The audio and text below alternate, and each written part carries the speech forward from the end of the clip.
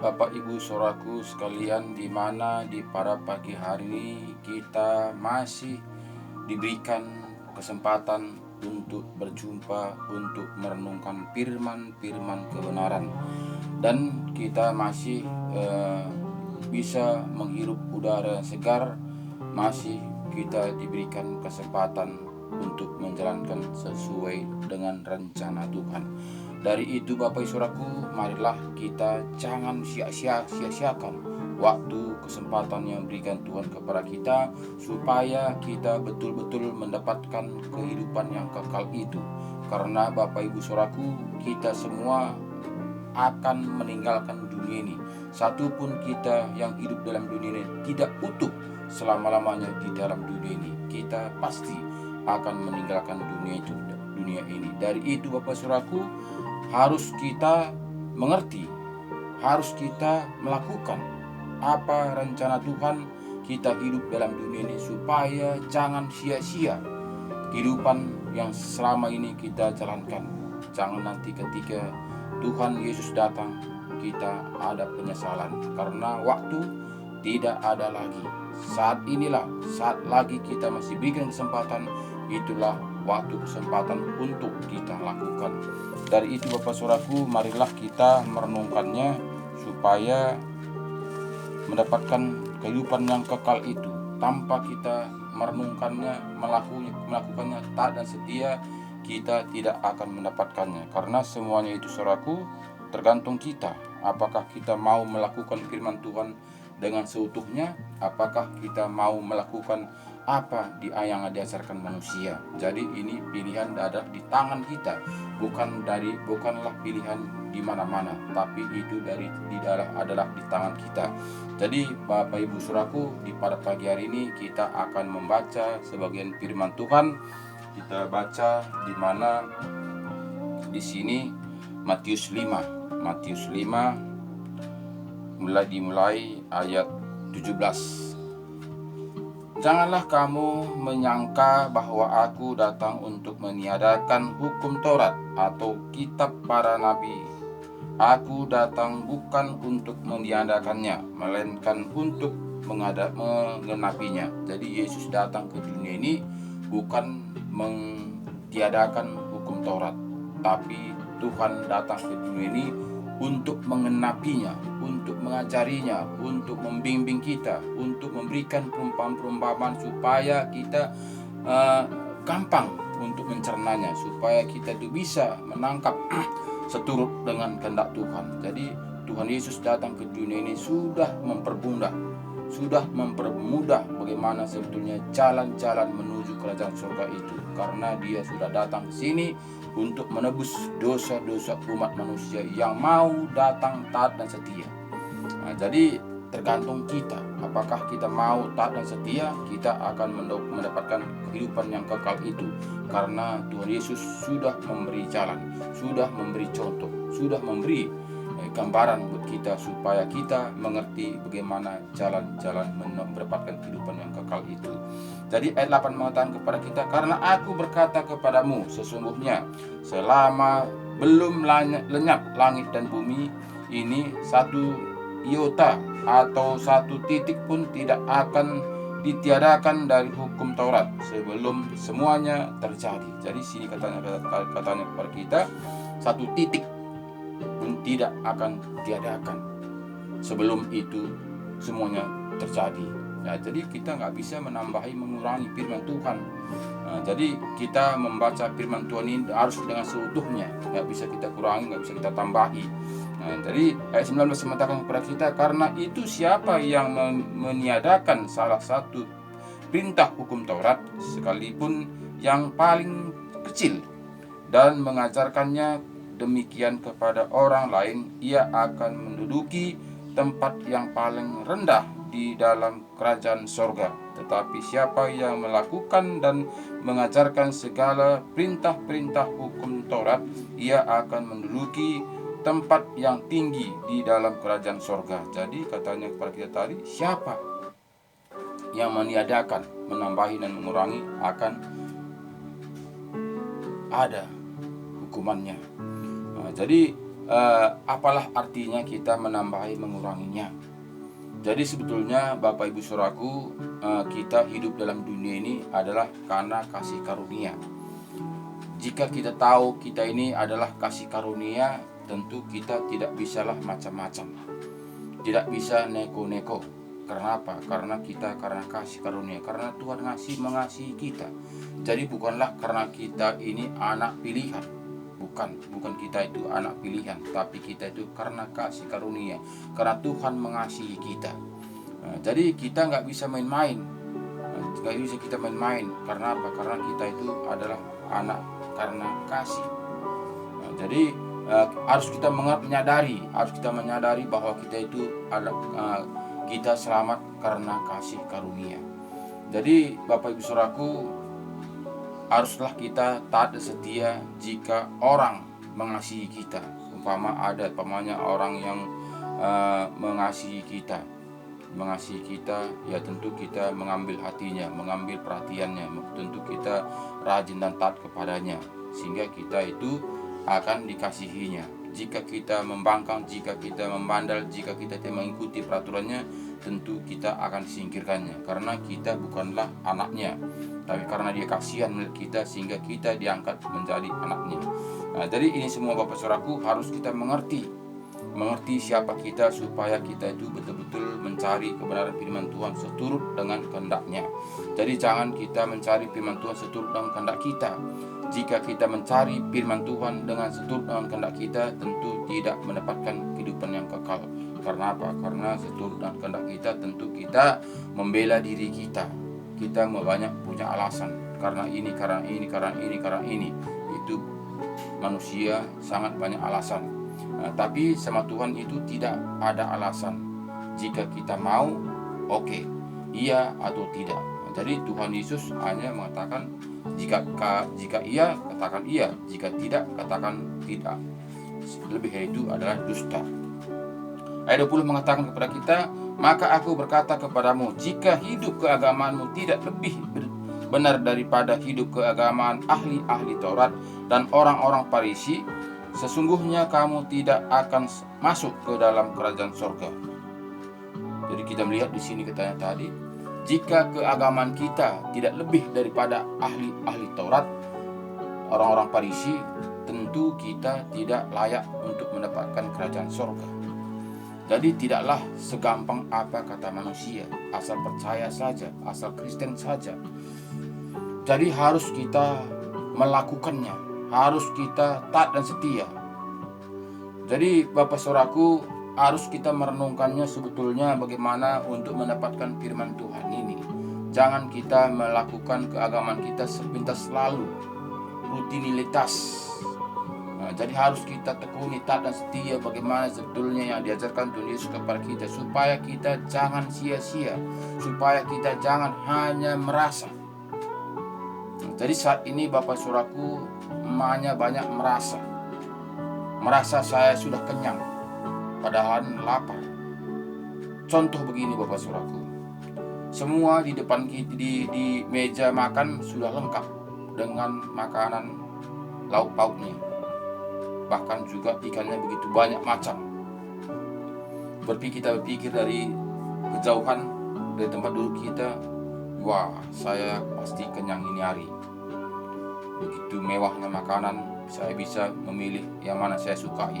Pasti saya lahap ini makan, pasti saya kenyang. Tapi kita duduk saja saudaraku, duduk aja di tempat. Apakah mungkin kita bisa kenyang? Apakah bisa kita merasakan bagaimana enaknya makanan hidangan itu?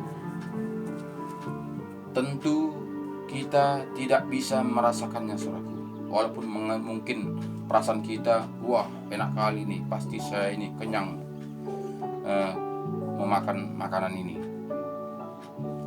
Jadi kita harus melangkah menuju meja makan, dan kita ambil piring kita, dan kita ambil mana yang kita mau, sehingga kita makan makanan yang dihidangkan tadi, sehingga kita bisa kenyang. Jika kita tidak melakukannya, jika kita tidak bertindak, tentu kita hanya melihat saja, hanya perasaan kita saja, perasaan kita kenyang karena melihat makanan itu. Jadi begitu juga kita mendapatkan kehidupan yang kekal ini, Bapak Saudaraku. Jika hanya perasaan kita saja kita sudah selamat, pasti kita tidak akan selamat karena kita tidak melakukannya, tidak bertindak, sama seperti kita makanan di meja makan tadi. Kita harus bertindak.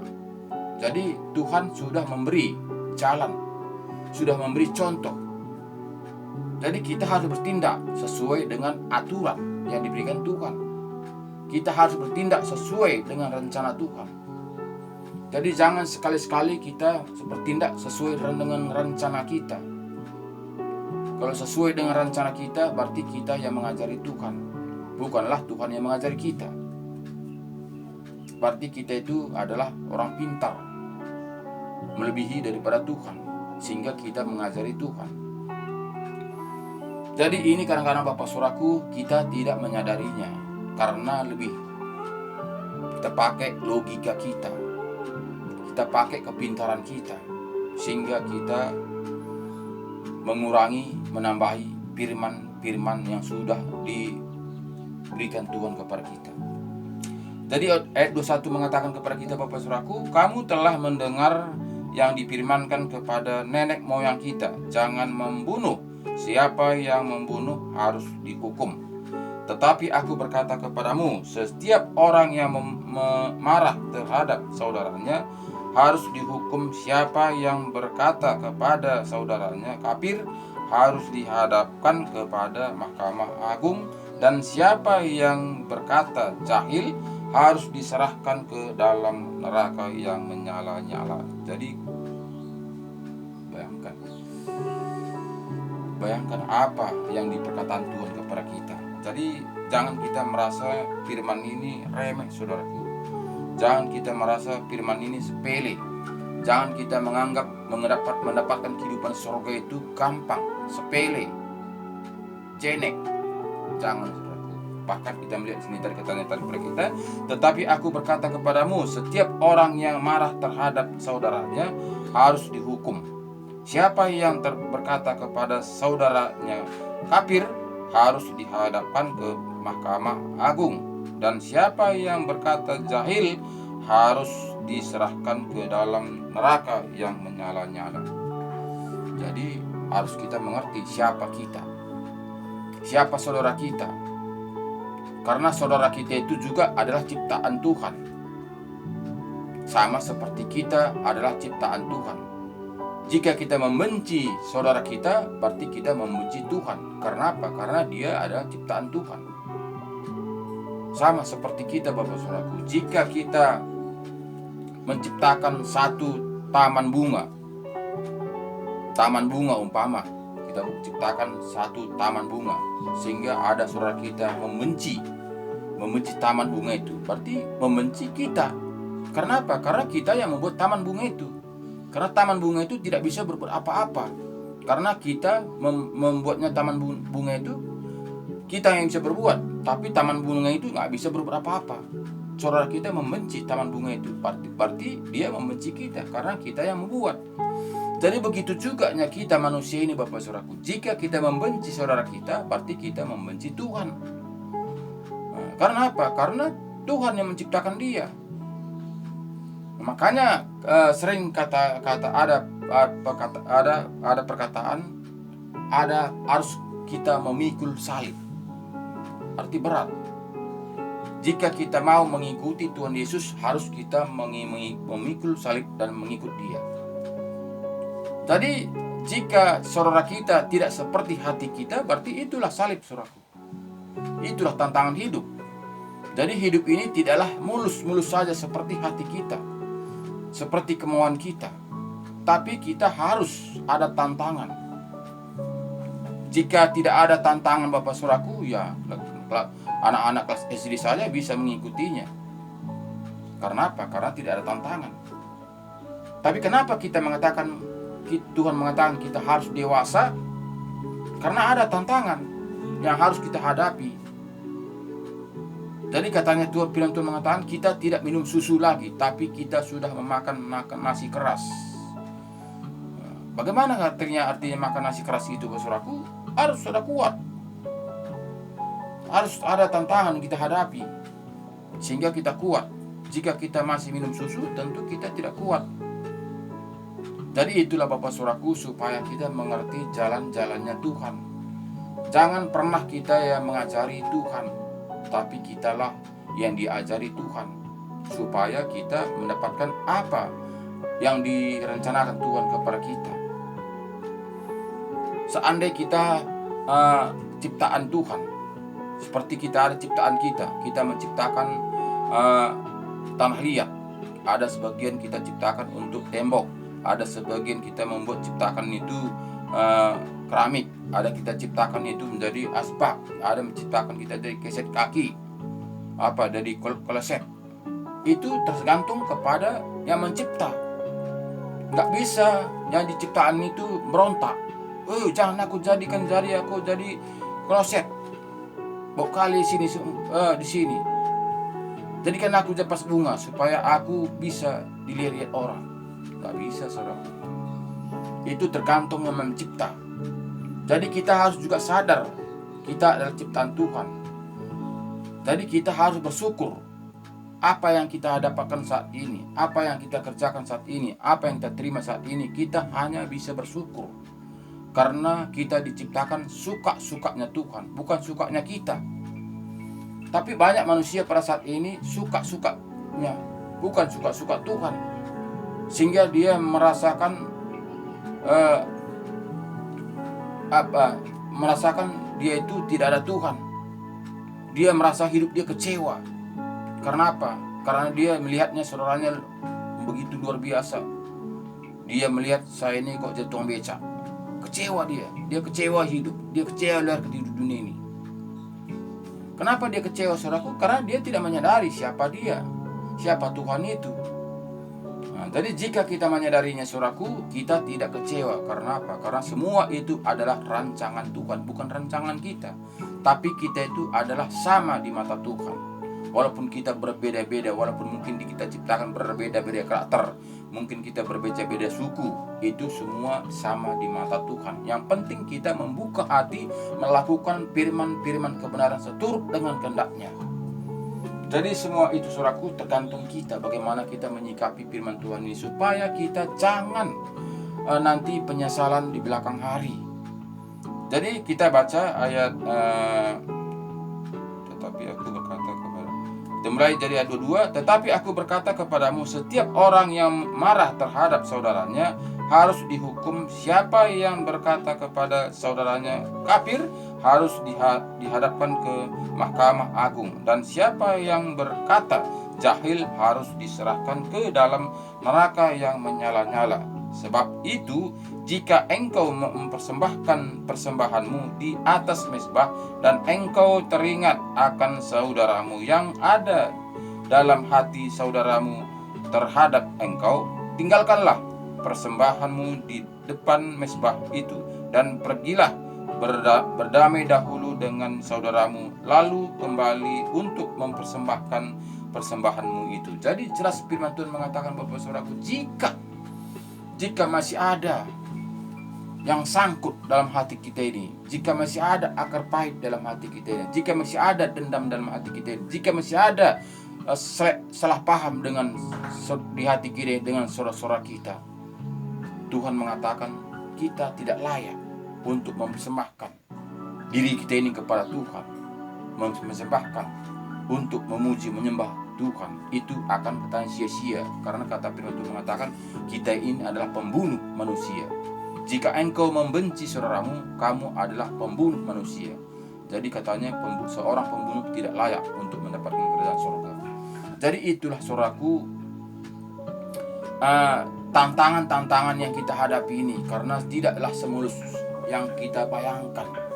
Menjalankan firman Tuhan ini tidaklah seperti apa yang perkataan-perkataan manusia semulus itu untuk mendapatkan kerajaan surga itu.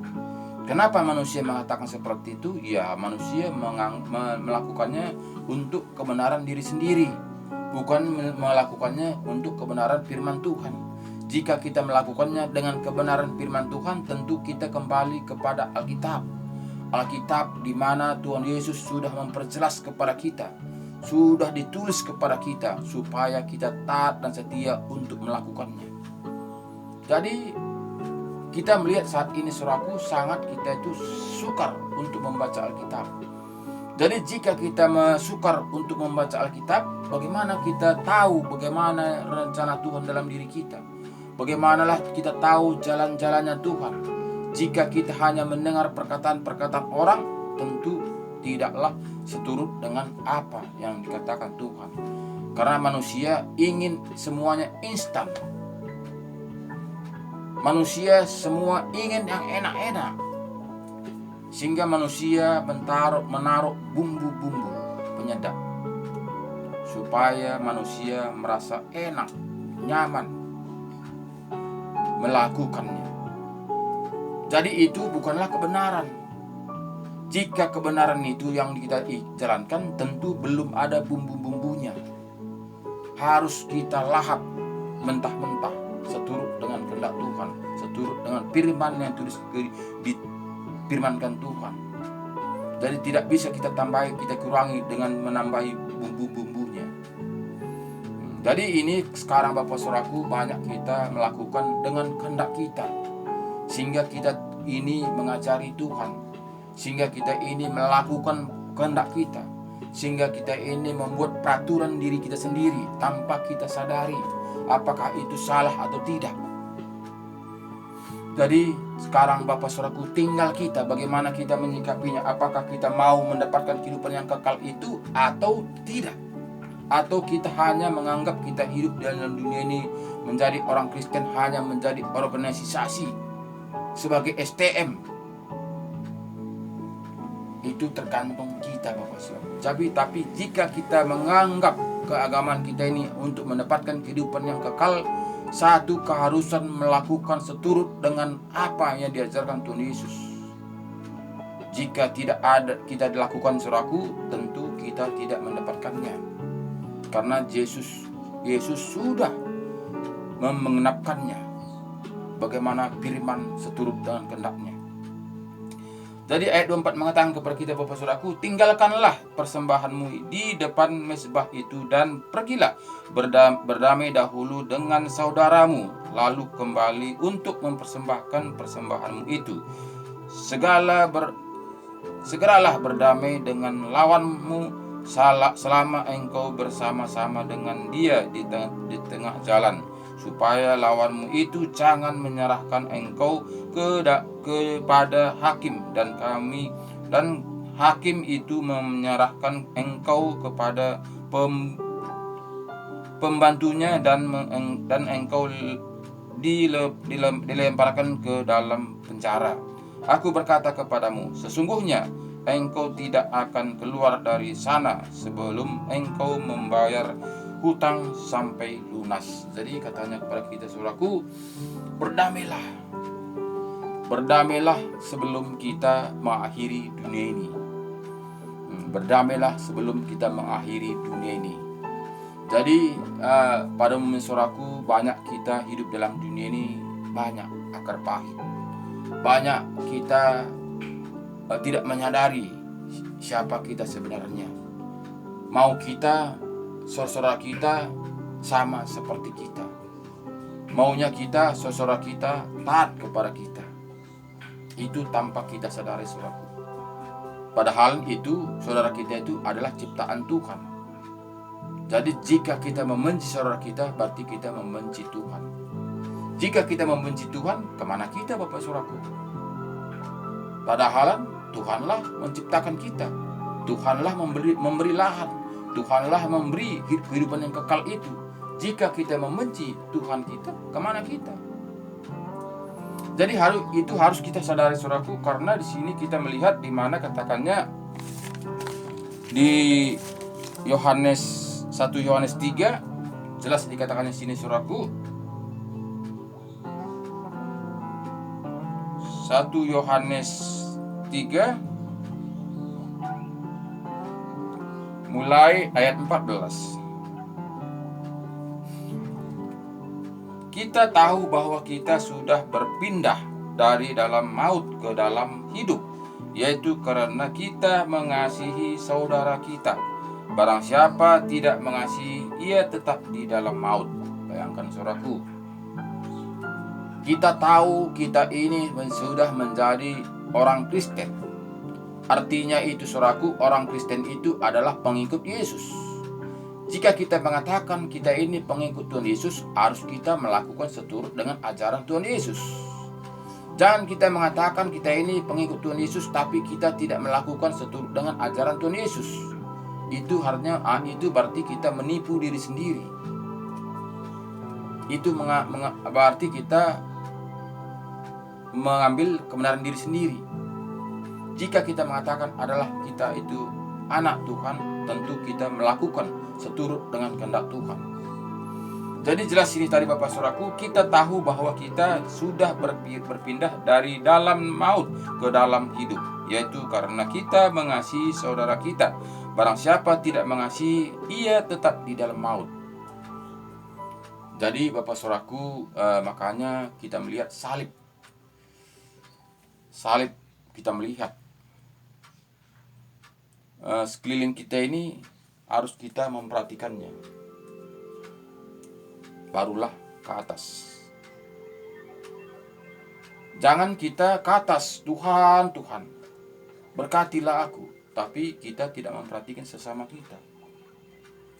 Makanya firman Tuhan mengatakan, jika ada hatimu merasa kamu tidak cocok dengan saudaramu, pergilah, ampuni, minta maaf dulu, mengampuni dulu, barulah kamu mempersembahkan persembahanmu. Itu kata Tuhan. Jadi kita harus bereskan dulu ini sekeliling kita, barulah ke Tuhan.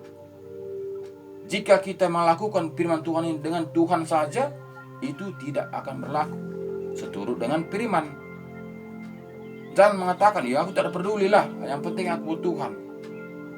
Mau kemari, mau ngapain di sana, apa saja terserah dia semua. Aku penting aku memuji Tuhan, memuliakan Tuhan. Itu tidak akan seturut dengan kehendak Tuhan. Itu seturut dengan kehendak kita. Bahkan juga saat ini kita melihat, karena bencinya dengan saudaranya, aku satu matahari pun aku kalau bisa tidak. Sampai mati aku tidak akan memakannya. Bayangkan. Tapi dia seorang mengaku anak-anak Tuhan. Jadi jika kita mengatakan kita ini anak-anak Tuhan, siapakah Bapak kita?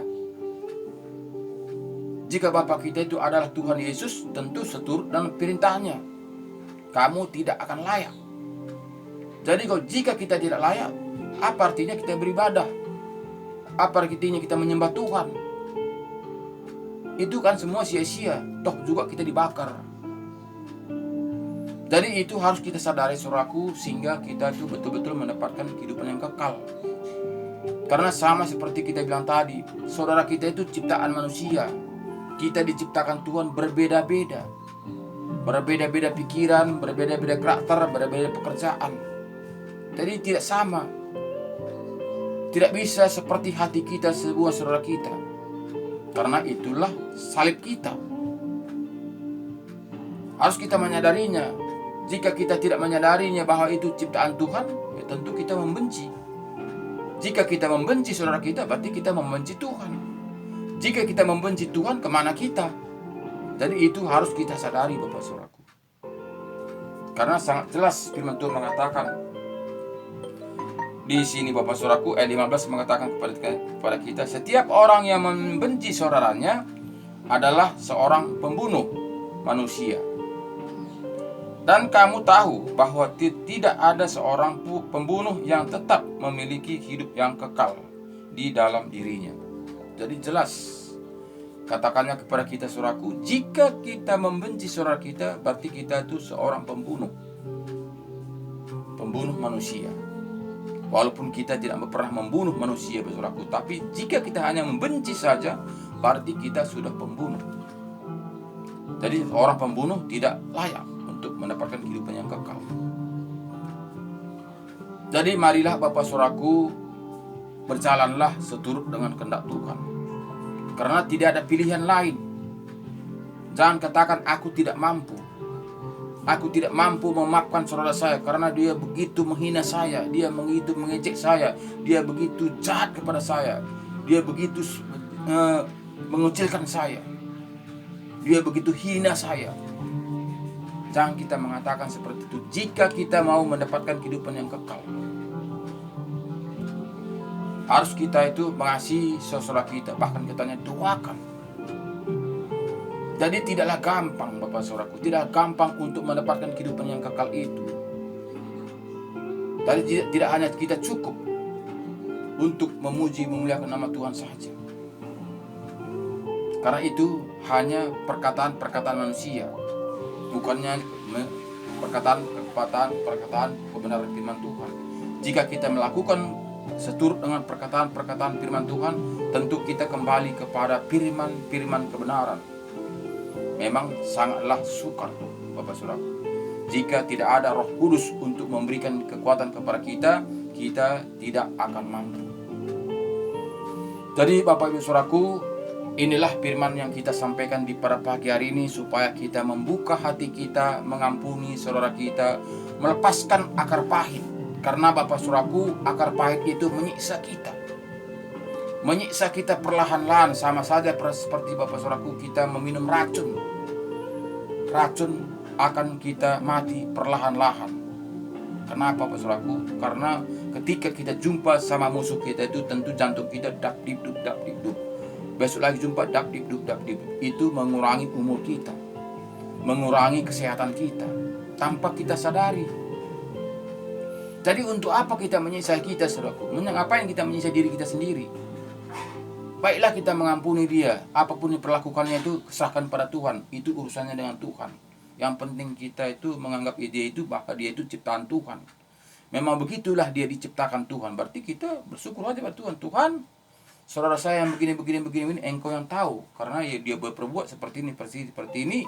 Ya saya kadang-kadang Bapak Tuhan tidak mampu untuk menghadapinya. Tapi saya percaya engkau memberikan saya kekuatan, sehingga saya mampu untuk menghadapi saudara saya ini. Apapun dilakukannya pada saat ini, saya bersyukur kepada engkau karena saya tahu itu adalah ciptaanmu. Sehingga beres. Sehingga kita tidak membenci dia. Karena apa? Karena ya memang gitu dia karakter Tuhan, pilihan Tuhan. Sama seperti orang gangguan jiwa, Bapak Saudaraku. Jika kita melihat orang gangguan jiwa, kita samakan dia dengan kita. Bagaimana Bapak Saudaraku? Jadi harus kita sadar siapa kita. Berarti kalau kita masih sadar, berarti kita sehat. Jika kita mau sama seperti dia, berarti kita tidak sehat lagi. Berarti kita sama seperti dia. Jadi harus yang berpikir ini yang membenahi, saudaraku. Yang berpikir inilah yang berubah. Yang tidak berpikir, ya memang begitulah karakternya, begitulah pikiran dia. Apa yang kita buat, itu ciptaan Tuhan. Harus kita mengasihi dia, harus kita mendoakan dia. Dia pun tidak mau seperti itu, saudaraku. Tapi ya begitu.